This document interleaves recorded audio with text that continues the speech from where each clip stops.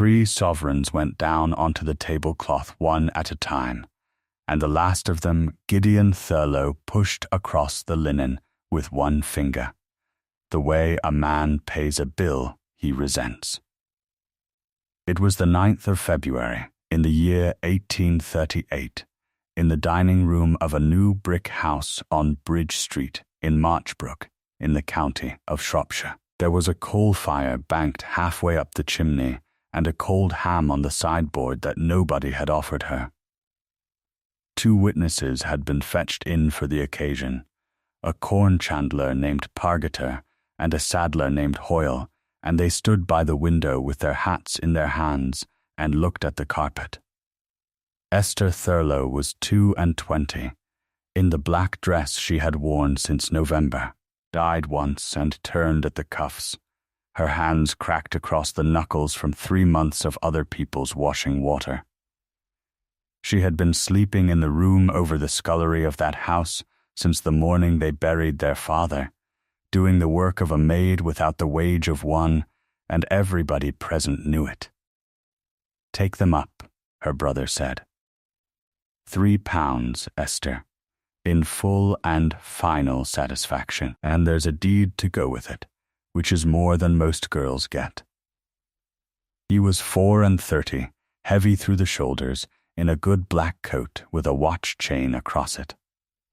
He had his father's mill, his father's house, and his father's name over the gate, and the settled, patient look of a man who thinks a thing through several times before saying it once. His clerk read the deed aloud. It was short, because attorneys are paid by the folio, and Gideon Thurlow did not care to pay for many. It conveyed to Esther Thurlow, spinster, all that the site, circuit and precinct of the late Priory of Hallowbourne, in the parish of Nether Sallow, with the church, cloister, gatehouse, barns, mill house, orchards and closes thereunto belonging, in consideration of £3. Then Gideon took the paper out of the clerk's hand, because he wanted the last part himself. Together with all waters, weirs, leats, pools and fisheries he read, and the soke of all mills thereunto belonging, in as full and ample manner as the last prior held the same. Then he laughed, and looked round to be sure the others were laughing too. "Waters and weirs," he said. "A river of your own, Esther, fisheries, you may live on trout." Pargeter laughed. Hoyle turned his hat round in his hands. Charlotte, Gideon's wife, looked into the fire, which was her way of agreeing with her husband without having to say anything she might later be asked about. Esther did not laugh, and she did not pick up the money. She put out her hand for the deed and read it herself, all the way down, both sides, including the part after the signatures, which took some time. Her brother poured a glass of wine and watched her with the beginnings of impatience. Her father had taught her that, and it was very nearly all he had left her. Samuel Thurlow had been a master spinner who could not spell above half the words he used, and he had made her his letter book keeper at 15, and every time a paper came into the counting house he said the same thing, so often that it had stopped being advice and become a sort of family weather. "Read it to the end, Esther. Nobody puts the sting at the top." The second paper was the one he actually wanted.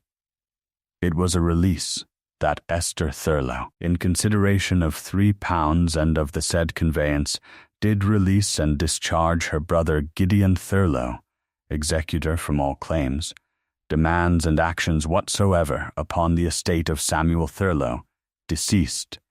She read that to the end as well. Their father had died on the 3rd of November 1837, at 58, of a chill taken standing 2 hours in the rain in the tail race at Sallow Mill. His will, drawn in a hurry, left the mill, the house, the stock and the goodwill to Gideon, for the better keeping together of the business, and to his daughter Esther £200. The £200 lasted as long as it took her brother to open the mortgage deeds. There was 1,100 owing on the new mill, and an executor, he explained, pays the mortgagee before he pays a legacy, and a legacy must wait upon better trade, which did not come, and would not, he said, be coming. So the whole of Esther Thurlow's inheritance came to 3 sovereigns on a tablecloth, and a ruin in a wet valley, and a room full of men who thought it was funny. She signed both papers. Her hand was perfectly steady, which annoyed him more than crying would have done. "You'll want to know where it is," Gideon said. 4 miles up the Sallow Road. You'll smell it before you see it. "I know where it is," she said. "Whose was it?" "Father's." "How long?" Her brother frowned. The question had no purpose he could see. "Since 29. He bought the whole precinct for the stone, meaning to pull it down for the mill footings, and then never pulled a stone of it. Sentiment: it has cost this family £1 a year in rates for 9 years to look at. And it stands in his will? It stands in the residue, and the residue is mine, and now the Priory is yours." He was enjoying himself again. 40 acres of nettles and a church with no roof. There is no living soul in England who would give you £5 for it, and I have given you 3. "Say thank you, Esther, thank you, Gideon," she said. She took up the 3 sovereigns one at a time, in the order he had laid them down, folded the deed and the release into the front of her dress, and went upstairs for her box. Charlotte offered her the position of nursery maid at £8 a year, and meant it kindly. Esther thanked her and said she had a house of her own now, which she had never expected to be able to say, and which was, when she thought about it on the road afterwards, perfectly true. Reuben Cully the carrier took her up at the bridge, with her box and her father's letter book, and set her down at the end of the Priory track at 4 in the afternoon, in the last of the light, and would not take her money. Hallowbourne Priory stood at the head of the valley where the Sallow comes down off the hill, and it was very large, and it had been dying slowly for 300 years, without ever quite finishing. The Augustinian canons were put out of it in 1539. The Crown granted the site 2 years later to a family called Bellamy, who pulled the canon's church down as far as the transept, roofed the Frater Range and lived in it for 6 generations, went to law twice, married badly, and sold what was left in 1791. In 1799, a storm took half the hillside down across the top of the orchard and stripped the lead off the West Range in the same week. And after that, nobody spent money on it again. What Esther Thurlow got down in front of was a grey stone frontage 140 feet long, 3 stories where it still had 3 stories, standing up out of frozen nettles under a sky the colour of a pewter dish. The great arched carriage entry of the gatehouse, a chamber above it with a stone window of 4 lights, and the Frater Range running away behind with 7 tall traceried windows, 4 of them blank, 2 boarded, 1 gone entirely, wall and all. The roof was open to the weather in 3 places, and ivy was up past the 2nd floor, bare and black and thick as a man's wrist. A stone finial off the parapet lay in the grass where it had come down, and beside it a cartwheel with 3 spokes gone, and the long, low glitter of the fallen glass house the Bellamys had built against the south wall in a hopeful year. She counted the windows on the front while she stood there, because she counted things when she was frightened. There were 62. Not one of them had a whole light of glass in it. The track from the road ran up to the gatehouse arch under her boots, and stopped there, and there was nowhere else in the world for her to go.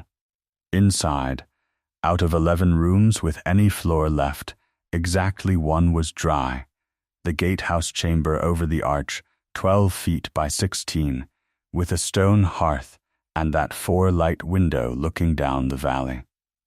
She swept it, hung her bedding over the beam to air, made a fire of fallen ash boughs, and sat down on her box. And about 8 o'clock the cold coming up the stair off the ruined range stopped being weather and became something older and stiller than weather, and she was afraid for an hour, and then stopped being afraid because she was too tired to keep it up.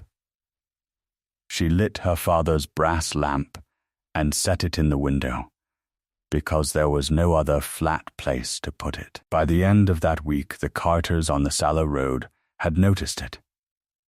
One light in the whole black front of that building, up over the arch, burning every night until 11, and they set their watches by it going up to Marchbrook with the wool. If you have got this far into Esther Thurlow's story, stay with her a while and think about subscribing, because the part that comes next is where the joke stopped being funny.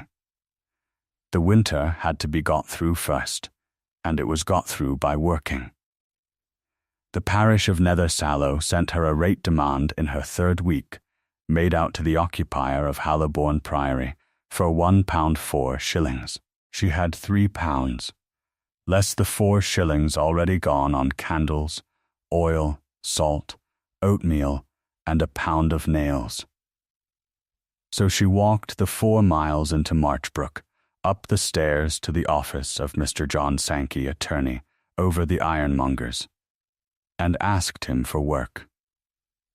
Sankey was 61 and had 2 clerks, one of whom drank. What Esther Thurlow put in front of him was 6 pages of her father's letter book in her own hand, and a page of engrossing copied out that morning on the back of the rate demand. He held it up to the window and looked at her over it.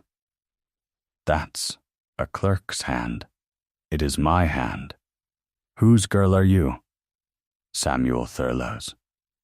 Ah, said Mr. Sankey, and after that he was careful with her, in the way of a man who knows exactly how a will has been administered in his own town and would rather not be asked about it. He gave her engrossing at 3d the folio, leases, articles of apprenticeship, mortgages, the endless small paper of a market town. She carried the work out on Tuesdays and brought it back on Fridays, and by the middle of April she was clearing 11 shillings a week, which in that parish, for a woman, was an astonishment, and 1 or 2 people said so in a way that was not kind. Nether Sallow had 81 souls in it, a public house, and an opinion, and for the first month the opinion was that Sam Thurlow's girl had been sent mad by grief. By the autumn it had settled where such opinions mostly settle, on the side of anybody who pays for what they take and does not ask for pity, and old Mrs. Priory began keeping her letters behind the bar. She glazed 9 windows that first year, with quarries of common glass bought in Marchbrook at 5d the square foot, and set in lead by a plumber from Ludlow who took part of his pay in copying. She got the barn roof watertight in October with second-hand tiles off a burnt farm at Cowley's. She kept accounts of all of it in her father's daybook, in the columns he had ruled himself, under the heading he had used for the mill, laid out on the works. Her brother, 4 miles down the valley, heard about the lamp in the window and the glass in the gatehouse and the rate paid on the nail, and said at his own table that his sister had always been a stubborn creature and would tire of it by Christmas.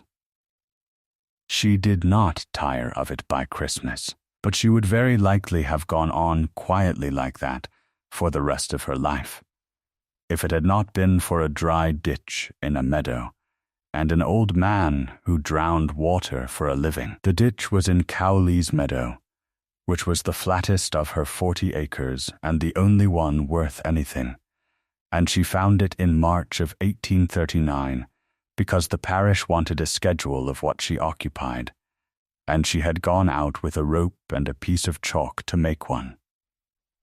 It ran from the northwest corner to the willows at the bottom, 20 feet wide, 4 or 5 feet deep, curved like a snake sleeping, with old thorn along the lip of it and a stone slab set across the bottom that had plainly been laid there by men.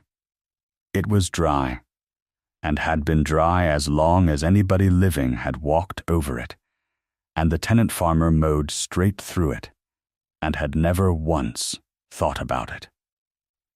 Except that in February, when the sallow came up after the thaw, Esther had watched from the gatehouse window as the water went over the meadow and found that hollow, and filled it end to end, and ran down it fast and brown and purposeful, as if it had somewhere it particularly wanted to be. Ephraim Dance told her what it was on the road below the church, leaning on a long-handled shovel with his hat pushed back. Dance was 81 and had been a drowner all his working life, which is the man who floats the water meadows in the spring and knows every hatch carrier main and drain in a valley the way other men know their own pockets. He had drowned the meadows at Nether Sallow for 52 years, and his father before him. That's Sallow's own bed, that is, he said. Old Sallow, he'll have it back one day, and then there'll be some faces. Then what is the river? River's the cut. Cut by whom? The old man looked at her as though she had asked who built the church. Monks, he said. She wrote it down that night, in the daybook under the works, because she wrote down anything that did not fit. In August, the tithe commissioner's surveyor came to Nether Sallow to make the map and set up his table in the churchyard. And Esther Thurlow, who had a clerk's hand and no shyness about asking, got the job of writing out the apportionment schedule for him at 4p the sheet. On his draft, the watercourse that turned the wheels of 4 mills between Hallowbourne and Marchbrook, the water that everybody in the valley called the Sallow, was lettered along its whole length in his neat surveyor's script, the Prior's Cut, and the dry hollow across Cowley's was lettered, Old Sallow. She asked Mr. Sankey about it on the Friday, standing in his office with the finished sheets in her hand. Old names, he said, not looking up. Half the county is old names. There's a field at Whitcomb called Purgatory. A tithe map is a record of who pays tithe on what, not of who owns water. Then he put his pen down and looked at her rather longer than the question wanted. Miss Thurlow, do not go poking at the water in this valley. I have 4 clients on it, and I am too old to be interesting. That was in August. In the last week of September, the thing that had been sitting under her feet for 18 months came up into her hands, and it came, as such things do, through the ordinary post. Gideon Thurlow was borrowing again. He wanted a second wheel and a new shed at Sallow Mill, and was raising £900 on mortgage from an insurance office in London, and Sankey was acting for him, and Sankey's clerk was drunk. So the abstract of title went out to Esther to engross, in a bundle tied with green tape, at 3p the folio. She worked at it by the window until 2 in the morning, and she read it to the end. The abstract itself was ordinary. The requisitions on title were not. The London attorney had gone through the deeds the way a man goes through a horse's mouth, and near the bottom of his 4th requisition he had written this: the head of water at Sallow Mill is taken at the weir at Sallow Head, and thence by an artificial watercourse of great antiquity. being the cut made by the Priory of Hallowbourne under license of the year 1332. The mill has therefore no riparian right in the natural stream, the natural bed lying elsewhere, but takes by the ancient grant to the Priory. So long as the Priory and the mill remain in one hand, no question can arise. We must nevertheless be satisfied that they have not been severed, and if severed, upon what terms. And under that, copied into the bundle, in the clerk's own hand, was her brother's answer, dated the 11th of September, 1839. The Priory was conveyed away in February of last year to a member of my own family in satisfaction of a claim under my late father's will, and a full release was taken at the same time. There is no person living who has any demand upon me. The evidences of the Priory have been lost since the dissolution, and there is nothing to be found. The matter is entirely at rest. Esther Thurlow read those 2 paragraphs a dozen times, sitting in a stone room with her breath showing in the lamplight, and then stood at the window and looked down the black valley towards Marchbrook for a long while. He had known. Her brother had not fobbed her off with a ruin, because a ruin was the cheapest thing he had. He had known since 1836 what his mill stood on, and that the danger was the Priory and the mill ever coming apart. So when their father died, he took the one asset in the estate that carried a claim on his own water and put it out of his hands, at £3, into the hands of the one person in England he was certain would never go to law. A girl of 22 with no money and a release with her signature at the bottom of it. He had not given her nothing. He had given her the one thing he was afraid of, and made her sign a paper he believed had drawn its teeth, and then told a London insurance office that the matter was at rest. She looked at the release again in the small hours, with the deed beside it.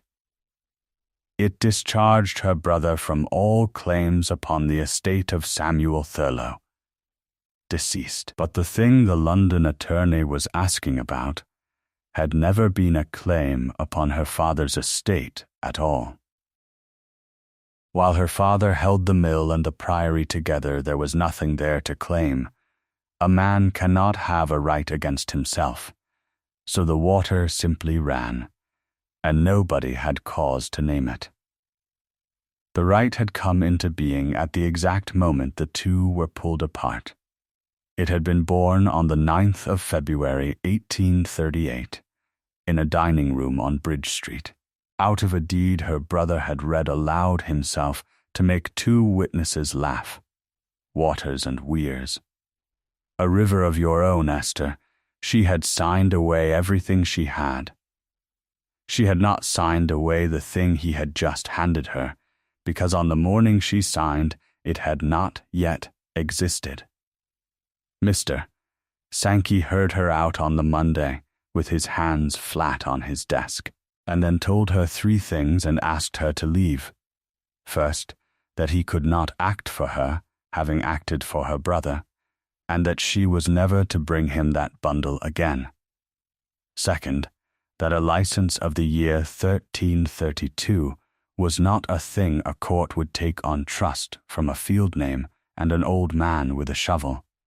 She would need the grant itself, or an enrollment of it. The third he said at the door, quietly, with the handle in his hand. The Bellamys went to law twice over that water, Miss Thurlow in 1602 and again in 1671, and lost both for the same reason. They could not produce their evidences. The Priory's evidences went missing in 1539, and no man has seen them since.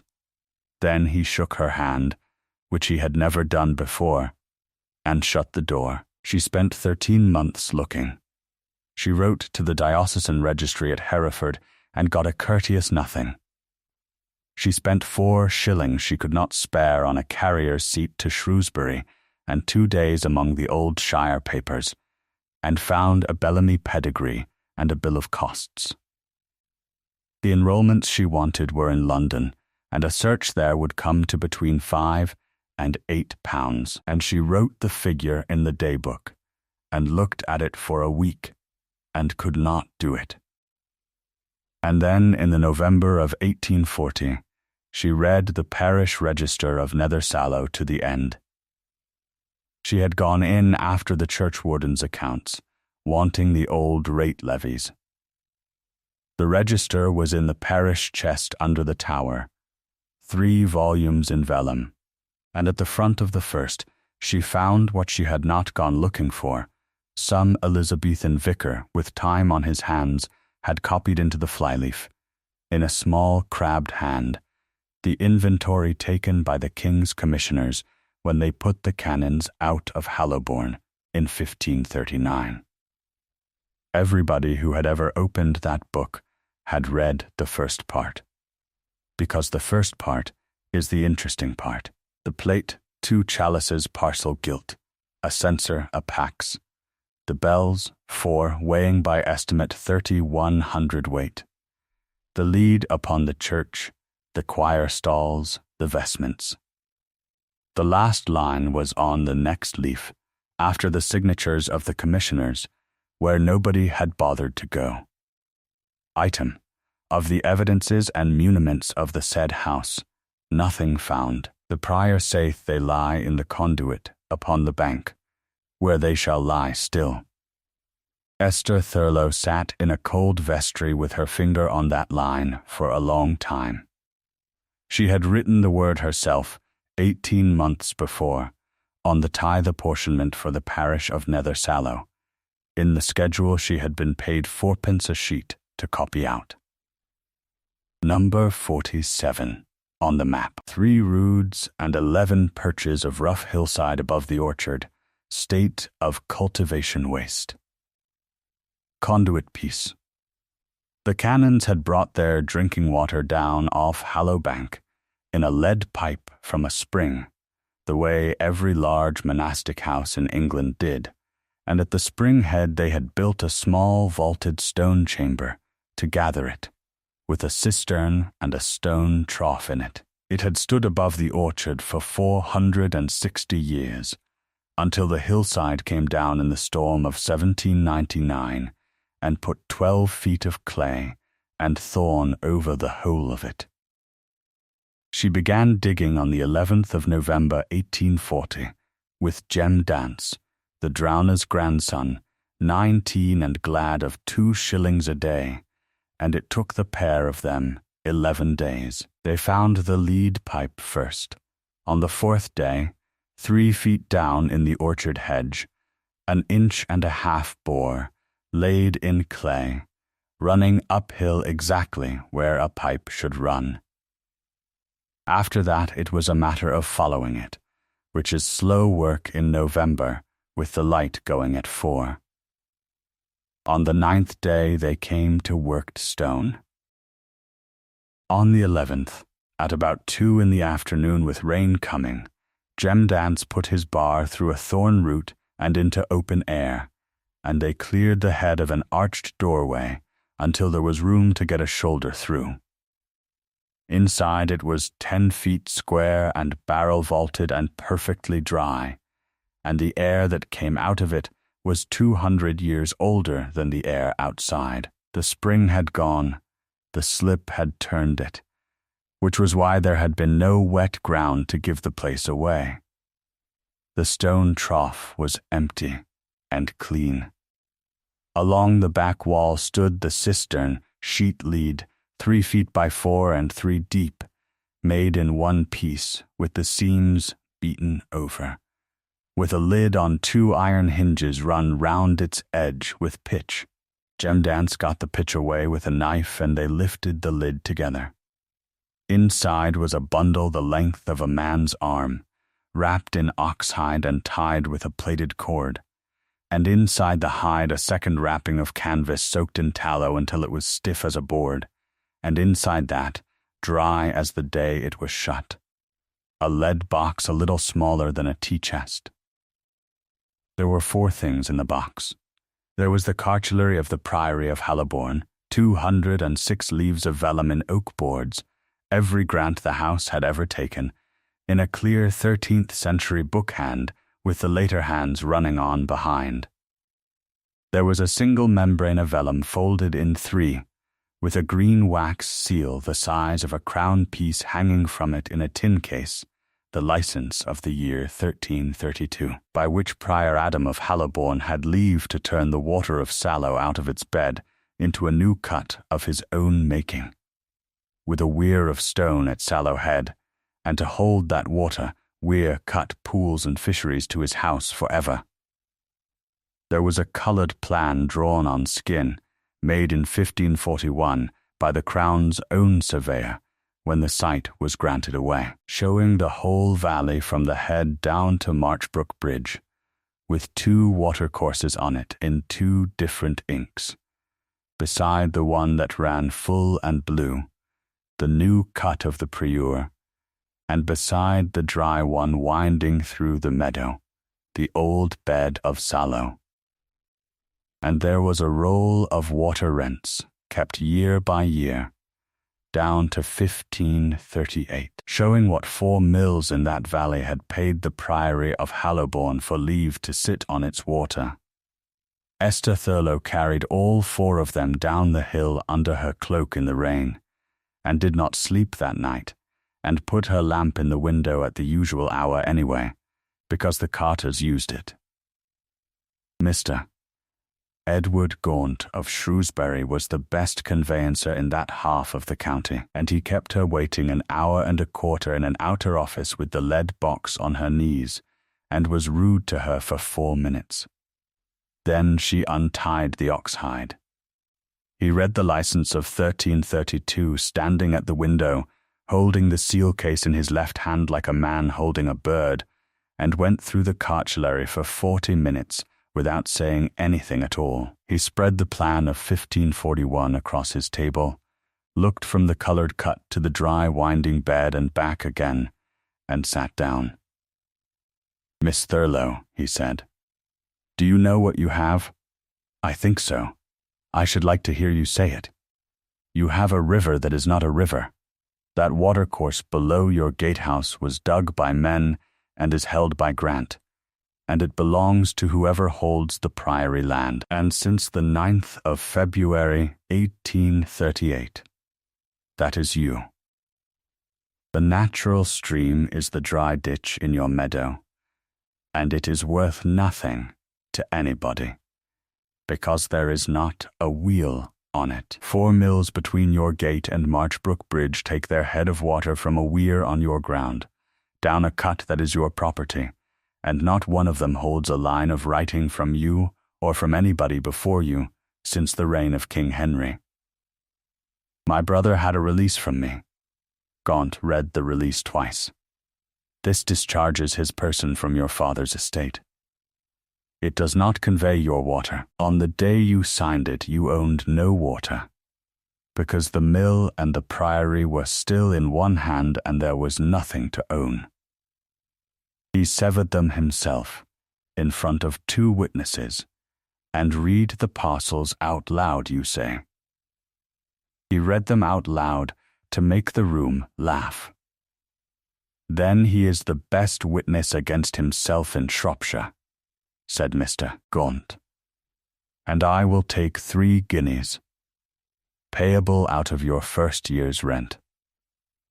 Notice went out on the 14th of May, 1841, to 4 mills: Medden at Ludgate Corn Mill, Furnival's Forge, the Paper Mill at Cowley's, and Gideon Thurlow at Sallow Mill. It was short and civil, and offered every one of them a lease of the water on the same terms. 3 of the 4 came to Marchbrook within the month, and asked what the rent would be. Her brother wrote back in his own hand 4 lines, the last of them being that he had not paid £3 for a ruin in order to be blackmailed out of a mill, by a girl who kept house with bats. Then he offered £30 for a surrender. In July, when the London Insurance Office wrote to him again, having had a letter from Mr. Gaunt, he offered 200. In August he came up the valley himself, stood in the gatehouse arch, and offered £1,500 and a house on Bridge Street, and told her she was a stubborn creature and always had been, and that their father would be ashamed of her, and that this was family money and belonged in the family. Esther said no to all of it, and offered him a lease at the same rent as the others, and he went down the track calling her a name that carried a long way in a quiet valley. So she shut the hatch.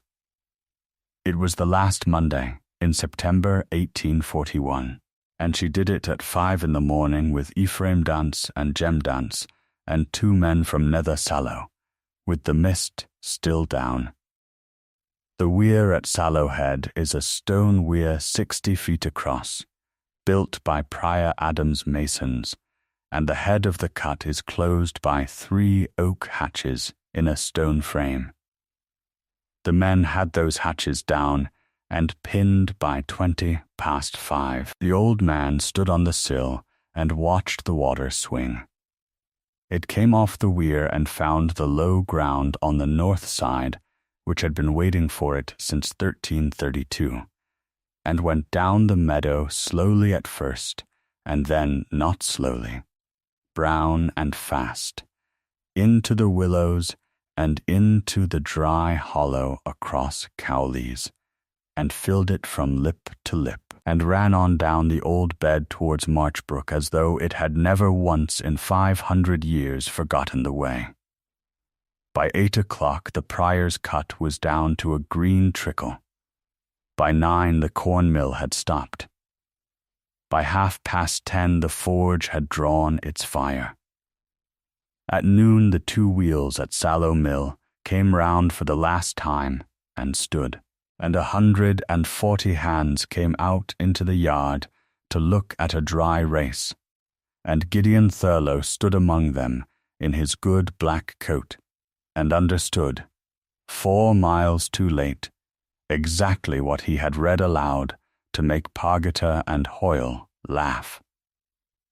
Half the parish walked out to Cowleys that afternoon to see the river in the wrong place. Ephraim Dance was there until dark, and told everybody who came, some of them twice, that he had said so. The hatches went back up at 6 the next morning. She had made her point, and she was not in the business of ruining 4 mills and 200 families to make it twice. The leases were signed before Christmas. She set the rent by the fall and the width of the wheel, the same rate for every mill on the water, and it came in the first full year to £291. Sallow Mill paid at the same rate as Ludgate Corn Mill, neither a shilling more nor a shilling less, which was, in the end, the part her brother could never be brought to speak about. He came up to Hallowbourne on the 11th of December to sign the counterpart, because the counterpart had to be signed where the water was. She met him at the gatehouse arch. There was frost on the nettles and 1 lamp lit in the window above them. He signed on the ledge of the stone bench with his hat under his arm, and did not sit down, and did not look at her while he did it. When it was done, she put 3 sovereigns into his hand, 1 at a time, in the order he had laid them down on his own tablecloth 3 years and 10 months before, and closed his fingers over them. Waters, weirs, and all, she said. He was still standing in the arch when she reached the stair. The roof went back on the Freighter Range in 1846, and on the West Range in 1851. She never touched the Priory church. She had the walls made safe and the ivy taken off, and left it open to the sky, because it had been a ruin longer than it had been a church, and she thought it had earned the right. Jem Dance became her bailiff. Ephraim Dance lived to the spring of 1843, long enough to drown the Cowley's meadows out of the old bed, with the hatches set to give the ditch its share every March, exactly as he had always said they ought to be. She lived at Hallowbourne Priory for 46 years, never married, and left the whole precinct and the water to trustees for a school. Her brother's mill paid her rent every Michaelmas until he died, and his son paid it after him.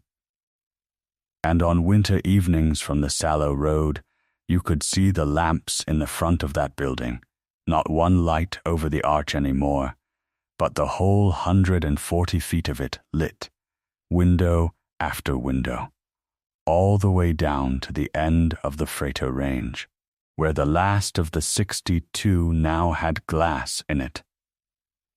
There is a lead box in a case in the room over that arch to this day, and a license with a green seal, and a plan of a valley with 2 rivers on it in 2 different inks. And in the day book beside them, in her father's ruled columns, one line in his daughter's hand has nothing to do with the works. Read it to the end. Nobody puts the sting at the top.